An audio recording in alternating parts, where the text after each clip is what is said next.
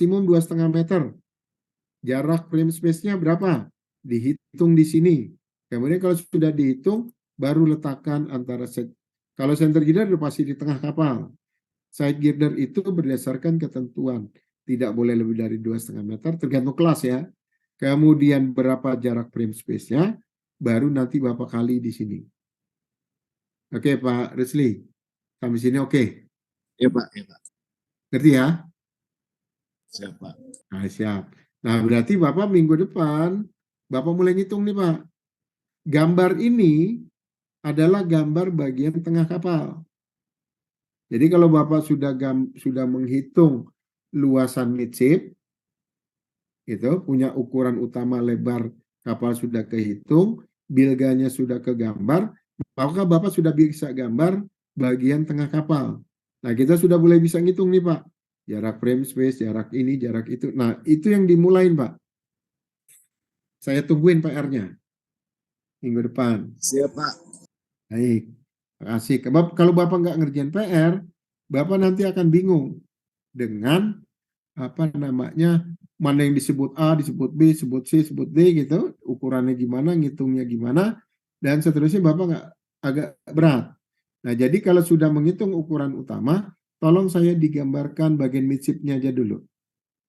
Sampai saya tunggu gambar lines plan selesai, baru nanti kita bentuk ruang bagian belakang kapal dan seterusnya. Sampai sini sudah ngerti Pak ya? Side girder mana, center girder mana, kenapa ditaruh di sini dan seterusnya. Itu sudah paham ya? Siap Pak. Baik, Pak Rusli sudah ngerti. Oke, selamat malam Pak Saur dan Bu Lina. Harusnya kita kuliah 6:30 ya?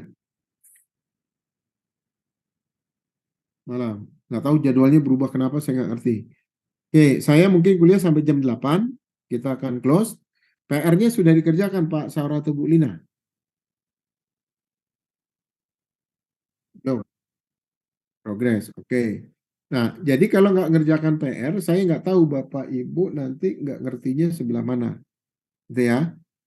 Nah, kalau ada yang nggak ngerti nggak dari gambar ini, Pak Saura atau Bu Lina? Supaya saya nggak ngulang terlalu awal. Sampai sini oke?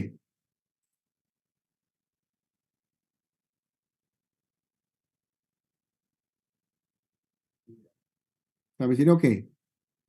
Nggak ada masalah? Cukup?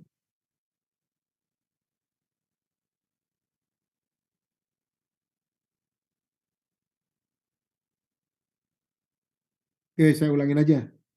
Jadi kalau sistem konstruksi itu ada 3, melintang, memanjang, dan campuran. Di kapal pasti dia nomor 3. Campuran antara melintang, memanjang dengan ini pasti digabung. Oke.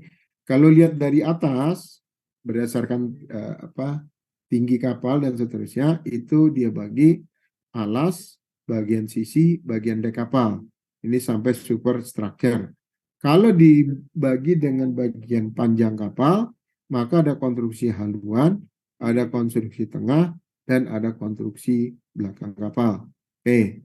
Nah, yang digambar ini, yang dia gambar apa namanya, untuk konstruksi melintang atau transverse, yang ini nih. Nih. Jadi kalau gambar Bapak potong, jadi dari potongan deck, mungkin ada second deck, kemudian ke bottom structure, inilah potongan melintang konstruksi kapal. Oke, mana yang memanjang? Yang memanjang nih yang ini nih, yang kayak ada garisan siku. Yang ini bawah, nih samping, termasuk atas. Yang ini adalah yang bagian memanjang. Kalau lihat di sini ini yang memanjang, yang ini. Oke, yang melintangnya yang mana? Ini. Nih. Jadi campuran ini yang memanjang, yang dari atas tadi, gitu. Ini yang melintang, gitu. Ini yang memanjangnya. Oke. Nah, itulah nanti yang Bapak Ibu harus kerjakan ini.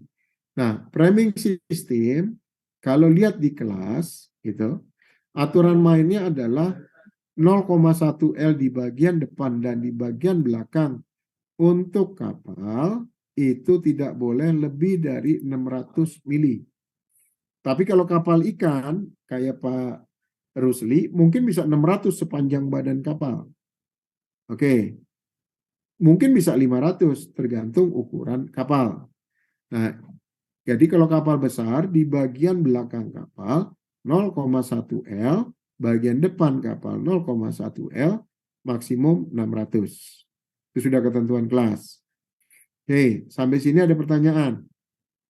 Ini khusus yang transverse. Yang longitudinal tidak dibatasi. Itu ya, ukurannya. Nah, yang bagian tengah transverse juga tidak dibatasi oleh kelas. Kalau mengikuti perhitungan dengan kelas BKI atau GL. Dia tidak menentukan ukuran di bagian tengah. Termasuk yang longitudinal. Hanya kalau kita buat rapat, kalau kita jarak frame-nya pendek gitu, maka akan banyak frame. Tapi kalau kita jauhkan bisa, tapi frame-nya akan membesar. Nah, kalau begitu nanti cek dengan fungsi kapalnya, kapalnya kapal angkutan apa. Kalau kontainer baiknya gimana, tanker baiknya gimana, nah itu harus dianalisa dulu. Gitu ya. Nah, kalau belum pernah merancang kapal, ini biasanya nih mahasiswa baru gitu. Pertama saya kalau di NK ini transfer sistemnya panjangnya itu ukurannya 2L plus 550. L-nya itu panjang. Kalau panjang kapal 100 berarti 2 kali 100 200 tambah 450 untuk di bagian selain 0,1 L. Tapi ada juga yang bilang 0,05 L. Silakan baca kelas masing-masing. Oke, jadi di bagian sini dia tandain tuh. Di sini adalah 0,1 L. Di bagian depan 0,1 L maksimum 600.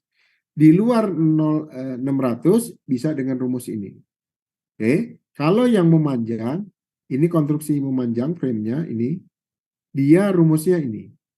Jadi lebih jauh ukurannya. Jadi kalau 2L 200, kalau panjang kapal 100, maka panjangnya sekitar 750. Inilah jaraknya 750 mm atau 0,75. Itu ya. Nah, ini diatur silakan.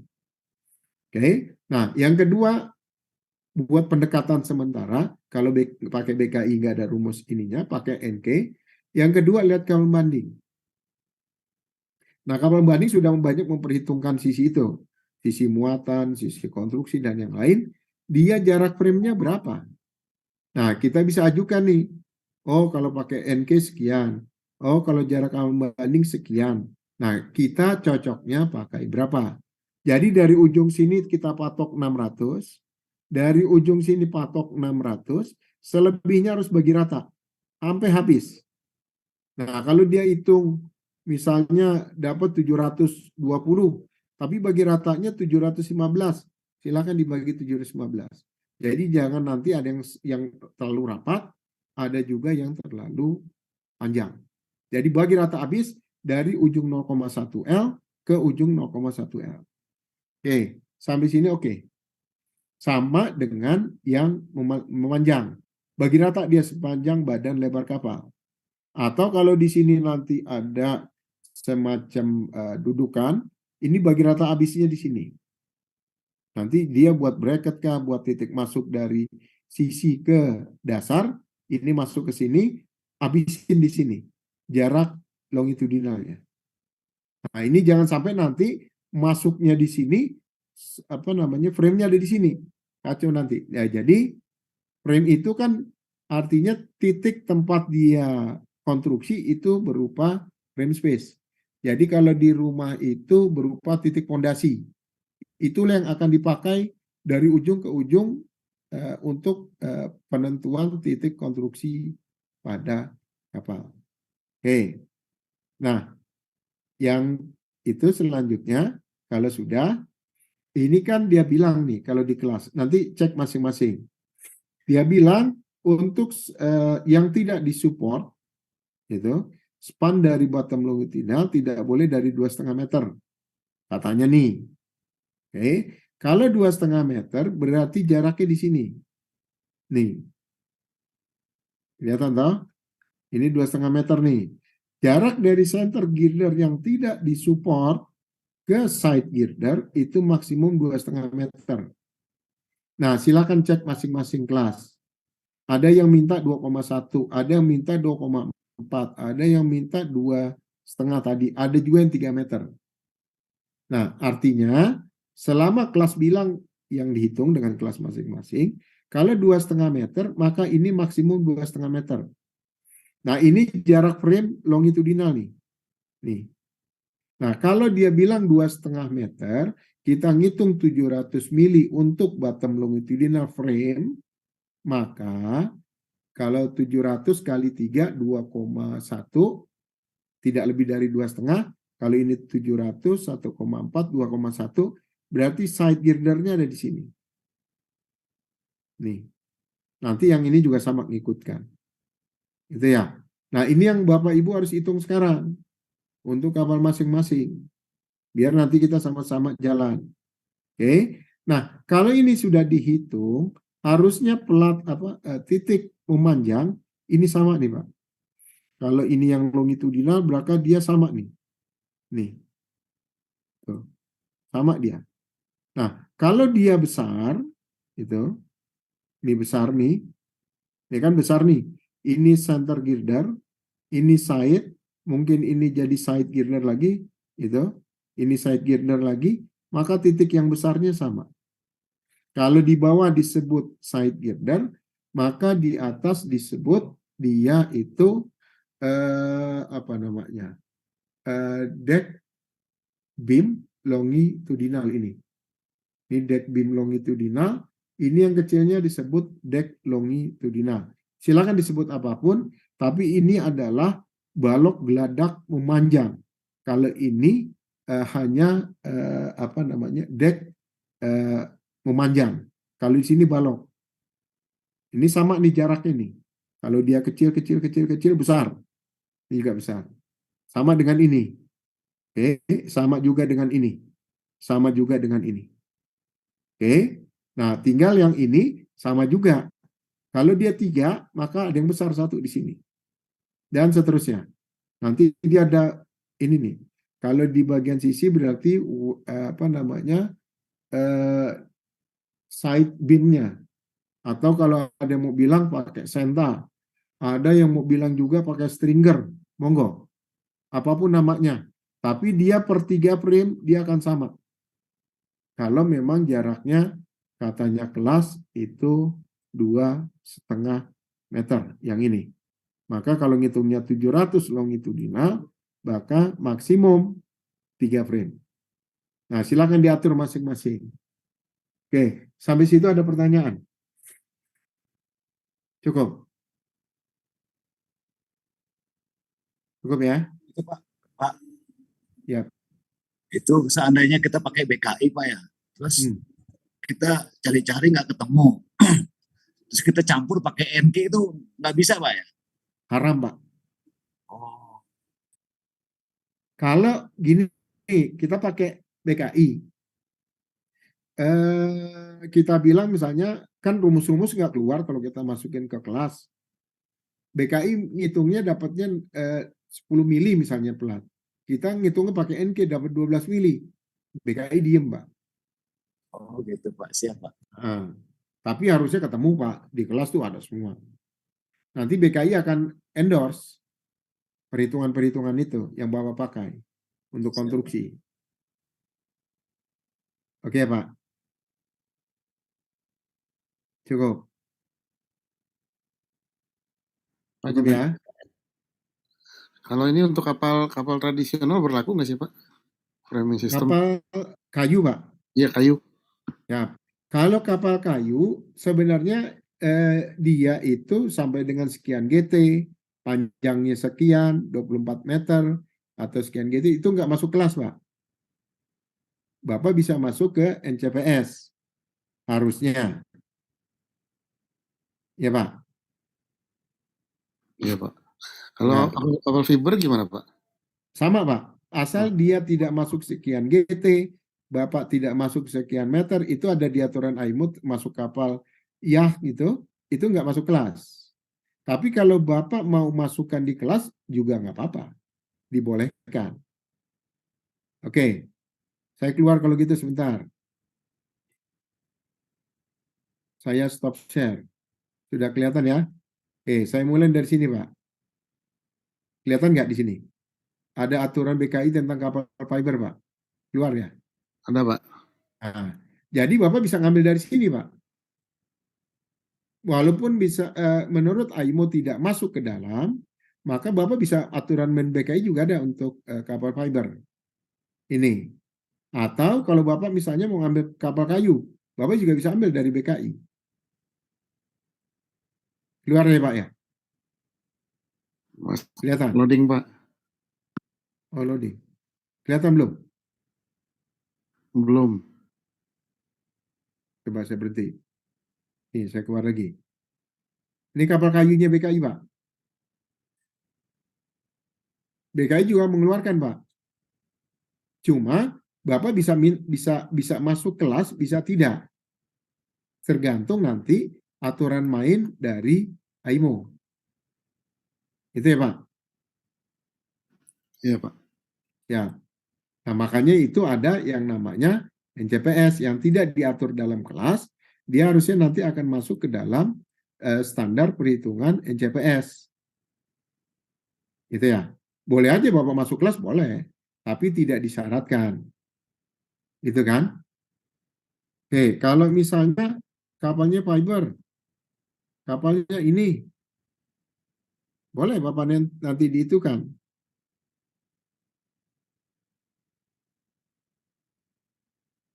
Oke, ada pertanyaan lagi?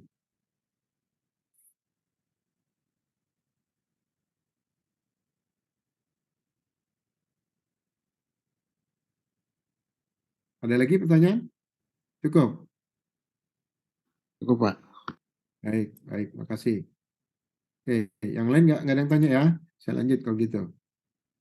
Saya udah keluar, saya balik lagi ke dalam yang tadi.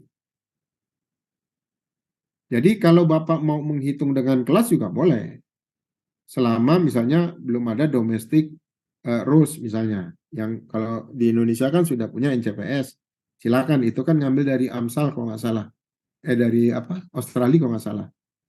Pakai standar sana, nggak apa-apa juga. Jadi jangan sampai ngira-ngira kalau yang pernah saya ngitung itu yang kapal pinisi itu terlalu besar memang kalau ngelihat dari ukuran kelas. Tapi itu berdasarkan pengalaman para apa namanya pembuat kapal di sana. Nah, kalau ukuran kelas mau dipakai ya boleh. Nah, jadi kalau saya mau balik ini setelah kita ketemu framing sistem untuk memanjang, melintang, kemudian kita apa mulai, berarti di bagian structure tadi dia ada structure plat dan structure untuk profil. Oke, ini yang profil nih. Ini profil yang memanjang gitu. Nanti juga ada profil untuk kalau dia pakai stiffener, kalau misalnya untuk kill. Nah, kita baca kill sekarang. Kalau yang ini adalah bar kill nih, jadi yang nonjol. Biasanya ini hanya untuk kapal-kapal ikan, biasanya. Itu ya, kapal baja umumnya nggak pakai seperti ini. Oke, ini adalah alas nih. Masuk ke dalam ini di las. Oke, ini yang tipe bar kill. Ini yang tipenya rata, yang biasa kita pakai sekarang. Jadi ada apa namanya struktur berupa profil, ini yang memanjang. Nih, dia tipenya bulk nih. Tapi ada juga model siku. Jadi kalau Bapak nanti Ibu merancang untuk yang besar, entah dia di bagian bawah, entah di bagian tengah, bagian atas, untuk yang besar dia pakai T. Kalau yang kecil bisa pakai bulk, bisa pakai huruf L. Tipe profilnya. Tapi umumnya nih, boleh pakai bulk, boleh. Tapi umumnya pakai siku karena gampang didapat. Itu aja alasannya. Oke. Nah, kalau di bagian bawah dia tidak mungkin pakai T untuk center girder dan side girder. Kenapa? Karena tidak memungkinkan dia pakai plat di sini. Tipe plat biasa karena akan ditutup dengan apa namanya inner bottom plate di sini. Ini inner bottom plate nih. Jadi dia tipe plat aja nih. Plat 1 disambung di bagian bawah, di bottom, disambung di bagian inner bottom. Nah, kalau yang bagian atas nanti kita lanjut, itu pakai huruf T profilnya. Plat biasa gitu ya. Nah, berarti kalau yang ini dia pakai ducktail ya. Artinya nanti ada lubang. Kalau ini nggak ada lubang kan, nah ini dilobangin nih. Nah, karena dia lubang, dia harus pada penguatan dengan stiffener di bagian bawah, bagian atas. Kemudian ada bracket nih. Kenapa dia bikin ducktail? Karena dia butuh jalan pipa. Kalau kamar apa namanya? Kalau gedung-gedung yang sentral AC kan dia pakai duct di sini nih. Lubang itu untuk penyaluran apa tuh? AC itu ke masing-masing ruangan. Nah, kalau ini digunakan untuk pipa, piping di kapal. Itu ya. Karena di sini sudah tidak ada center girder, maka dipasangin stiffener. Kalau di sini dipasangin center girder. Nah, Bapak Ibu pilih dari 3 typing untuk sistem lunas kapal, diputuskan yang mana? Kalau perlu pemanas, perlu ini, mungkin ini cocok. Tapi kalau kapalnya biasa kayak kontainer, mungkin ini lebih cocok. Kalau yang ini biasanya hanya kapal-kapal kecil. Nah, jadi kalau kapal besar, kalau nggak sini ya sini. Nah, biasanya umumnya di sini, kecuali ada kapal-kapal khusus yang butuh pemipaan khusus untuk kapalnya. Oke, sampai sini oke. Cukup. Oke. Nah, bedanya bottom structure itu ada double bottom dengan apa? Bukan double bottom, single bottom. Kalau double bottom bedanya strukturnya sama. Ini yang melintang nih, yang melintang. Ini melintang. Ini melintang.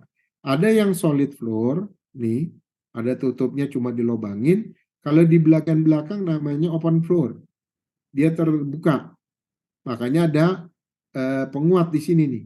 Kalau ini nggak perlu penguat karena akan dijepit oleh inner bottom plate atau yang disebut dengan tank top. Silakan mau namanya apa. Nah, karena dijepit tidak perlu dia. Nah, kalau ini bolong tidak ada plat, gitu, ini dipasangin stiffener atau penguat di sini. Nah, ini yang melintang. Yang memanjangnya mana? Ini memanjang nih. Tuh, sepanjang badan kapal. Ini center girder, ini side girder. Selebihnya antar center ke side itu ada longitudinal. Oke, jadi Bapak Ibu, saya minta rancang. Berapa tinggi double bottom? B/20. Masing-masing kelas beda. Ada yang B/15, ada yang B/20. Gitu ya. Nah, pertama lihat rumus ini. Kedua, di kapal, dia punya ketentuan main yang kedua. However, in no case, the value of not to be less than dari 760 mili. Jadi tinggi double bottom, apapun yang terjadi, kalau Bapak milih strukturnya double bottom, tipenya bawah, tidak boleh kurang dari 760 mili. Wajib. Kenapa? Karena ini tempat orang lalu lalang. Untuk pemeriksaan di bottom, orang perlu bisa keluar masuk di area double bottom untuk pengecekan kapal. Maksimum tidak boleh lebih dari 2 meter. Nah, kapal tanker untuk yang tertentu minimum 1 meter. Nah, hati-hati sekarang nanti. Kemarin saya sudah cerita pemilihan dalam kelas. Kalau ada special note untuk kapal tertentu, pakai yang special note yang di bagian belakang. Tapi kalau yang tidak ada special note-nya, berarti ketentuan umum berlaku kepada kapal tersebut. Oke, ada pertanyaan sampai sini? Cukup. Jadi konsideran dari tinggi double bottom kapal, selain pakai rumus B/20 atau B/15 tergantung kelas, kemudian lihat ini, aturan main yang kedua. Yang ketiga adalah bahwa ruang double bottom yang difungsikan entah untuk balas, air balas, atau tangki minyak, atau tangki air tawar, dia harus bisa cukup. Jadi ada 3 konsideran. Rumus ini, aturan main 760 sampai 2000, Yang ketiga adalah fungsi dari double bottomnya. Apakah untuk balas, untuk minyak, untuk air tawar, atau untuk kebutuhan lain. Nah, itu harus masuk semuanya. Kalau Bapak bikin ketinggian, misalnya 1,2 meter, maka otomatis ruang muat Bapak akan mengecil. Karena sudah kepakai untuk double bottom. Tapi kalau bottom terlalu rendah, minimum 760, mungkin yang dibutuhkan untuk air balas, untuk ini nggak cukup. Muatannya banyak. Nah, sekarang tinggal pilihan Bapak Ibu. Harus bisa memenuhi segala aspek atau nanti gimana caranya kompromi supaya paling maksimum titik mana ketemunya. Itu yang harus diatur, dihitung, direncanakan. Itulah fungsi dari seorang desainer kapal. Jadi tidak hanya main rumus-rumus ini, tapi juga fungsinya juga harus dihitung dan direncanakan.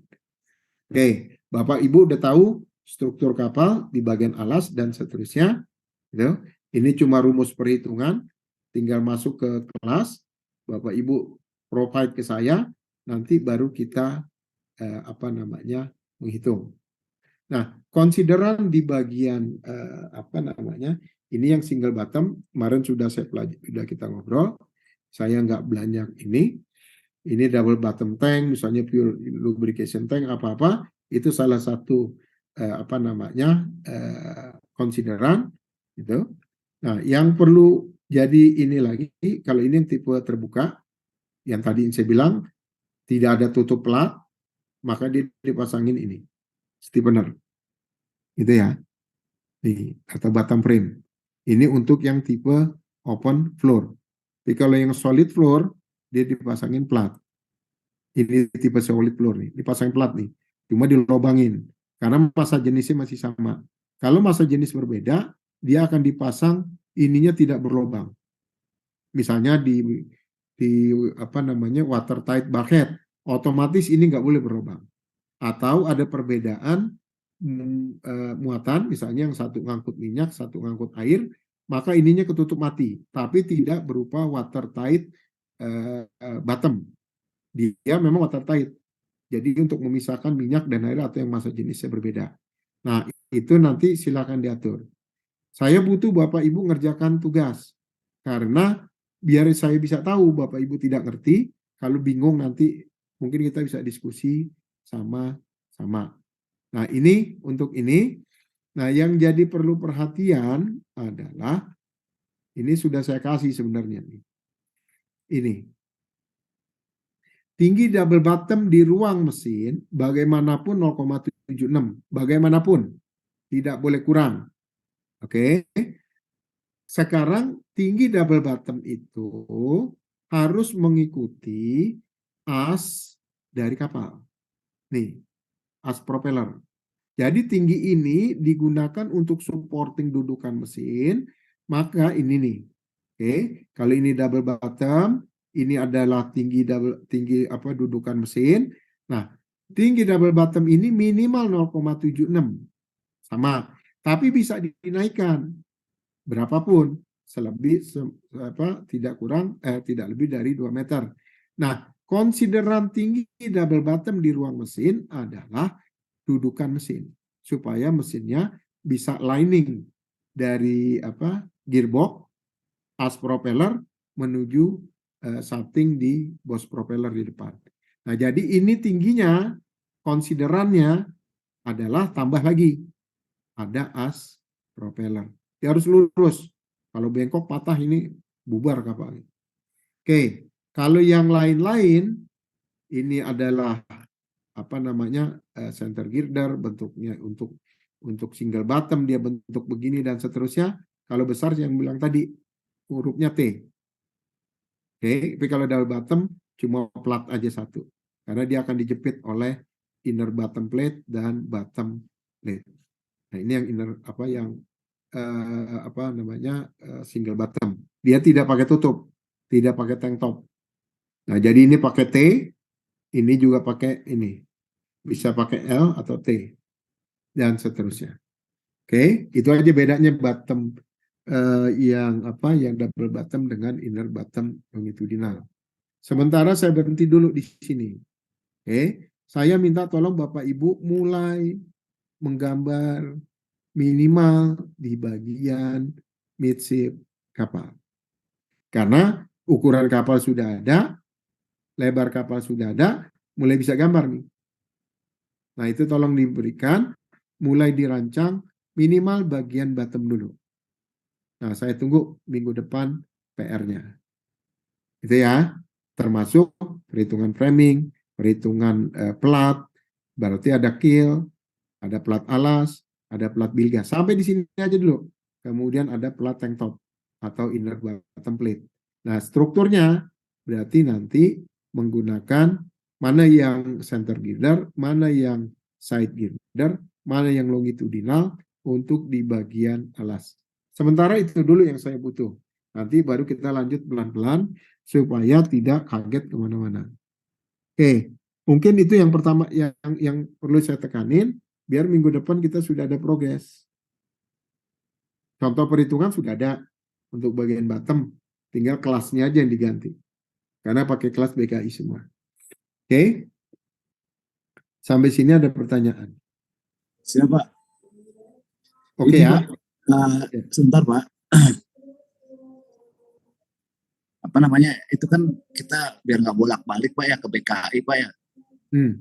Jadi kalau pas nanti ke BKI kita bilangnya minta minjem apa gitu Pak? Ke BKI mana Pak? Jakarta. Bapak mau ke kantornya? Iya. Nggak usah Pak. Jadi datanya pakai apa Pak? Ngitungnya? Iya. Ngitungnya Bapak, kemarin saya udah kasih masukan. Jadi Bapak masuk ke sini nih Pak. Ke sini. Ini sudah ada ya. Saya misalnya ngitung nih. Ini saya, Bapak kelihatan nggak ininya Pak? Yang sekarang saya ketik nih. Ya siap, kelihatan Pak. Kelihatan Pak? Ini ada BKI rules Pak. Nih, kelihatan toh? Keluar kan? Iya Pak, iya. Oke. Nah, BKI rules dan regulation ini saya akan cari. Tapi tidak untuk kapal apa? Fiberglass. Kan Bapak kapalnya baja rencana nih. Nah, kalau ini saya cari, misalnya saya mau nyari kapal fiberglass sampai 24 meter, karena aturan IMO di atas 24 harus masuk kelas. Tapi di bawah 24 meter tidak perlu masuk kelas. Cukup dengan apa namanya NCPS. Itu ya Pak ya. Oke, sekarang saya minta BKI RUS. Ya nih, saya minta lah ini. Oke, nah ini sudah keluar nih. Bapak ngikutin ya Pak ya. Iya Pak. Ya, nah ini Pak BKI RUS ya Pak. Nih, part 0 apa, 1 apa, 2 apa, 3 apa, dan seterusnya gitu. Tinggal Bapak cari. Misal saya going ship. Kalau EN itu English, ID itu Indonesia. Nah maksud saya biar mempermudah, biar tidak ada salah tafsir, saya pakai BKI aja lah. Nah kalau saya buka volume 2 nih, itu kan, saya minta ID-nya ini. Ya. Nah dari sini keluar nih Pak langsung. Kelihatan Pak ya? Lagi loading nih. Siap Pak, kelihatan Pak. Nah, lagi loading, saya tungguin.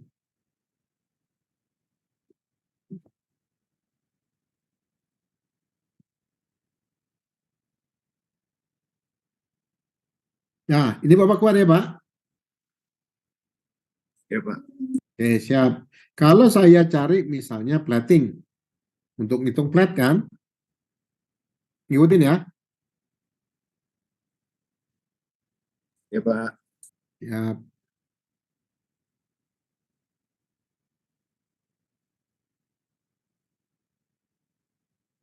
kalau dia bottom misalnya, saya ambil bottom.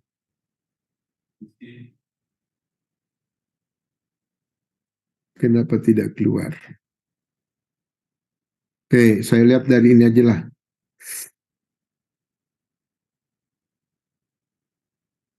Mana dia. Bentar lupa.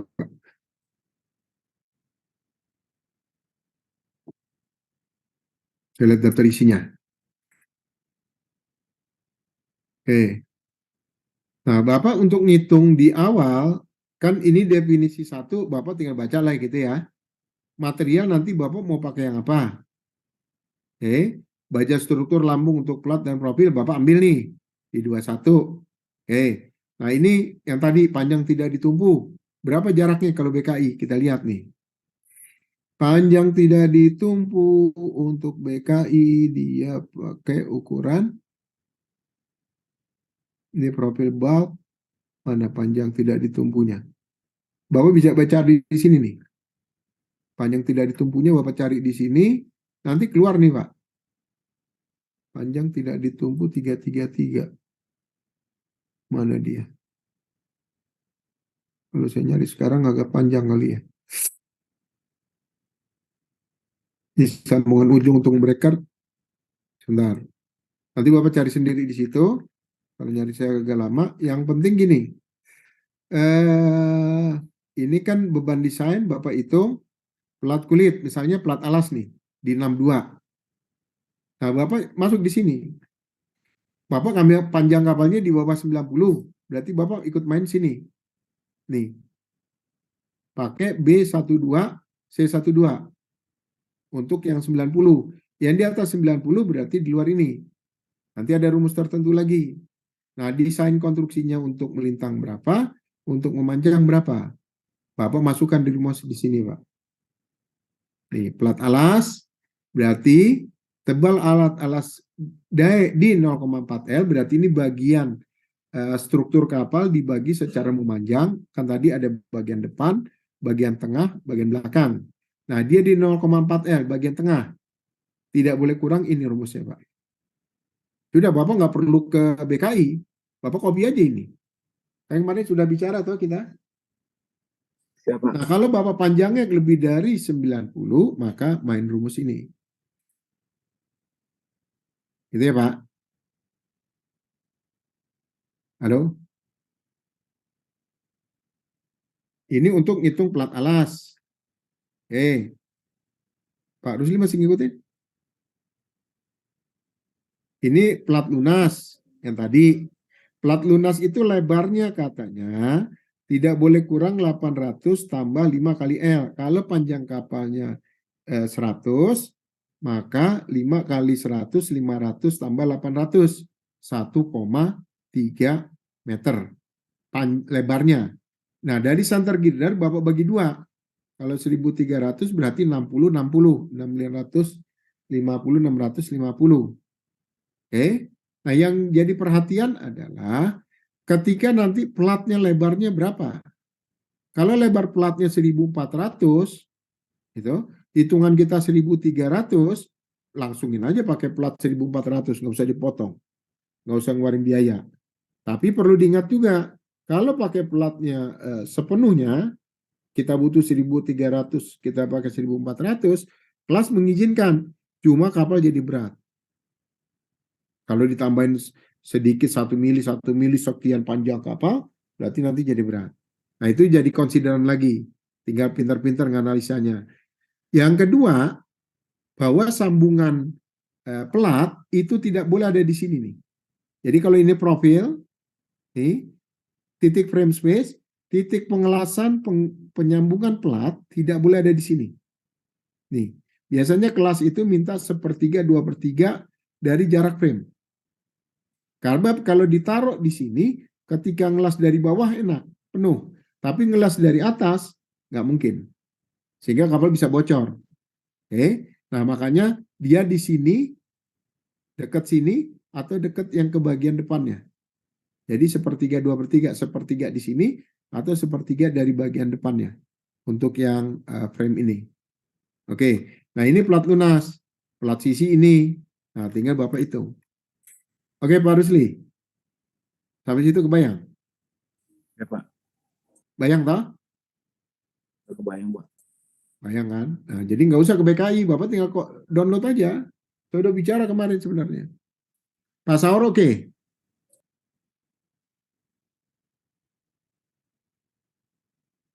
Oke ya? Oke. Kalau Pak Hari? Bu Lina oke?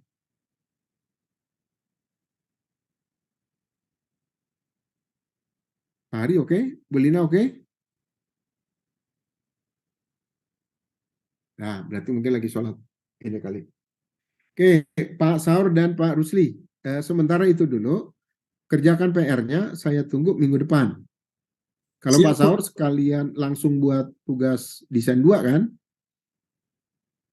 Ya, berarti seharusnya potongan ruang mesin, potongan bagian depan, tengah tuh sudah bisa jadi tuh. Karena lines plan sudah ada. Gitu ya? Baik, siap. Makasih. Oke, sementara itu dulu. Saya minta hitung di konstruksi bagian bawah. Nanti minggu depan kita akan konstruksi bagian tengah kapal gitu. Mulai dari samping, nanti naik ke atas. Tapi kalau sudah bisa mulai, berarti sudah bisa banyak yang bisa dikerjakan. Oke, sementara dari saya itu dulu. Kalau ada pertanyaan silakan sebelum saya tutup. Nanti materinya saya bagi ke WA Group. Gitu ya. Siap, Pak. Baik, makasih. Oke, baik. Kalau tidak ada pertanyaan lagi, saya cukupkan sampai sini. Mohon maaf pada kesalahan. Wassalamualaikum warahmatullahi wabarakatuh. Waalaikumsalam warahmatullahi wabarakatuh. Terima kasih ya Pak ya. Saya izin live ya Pak ya. Sama-sama, Pak. Baik, makasih.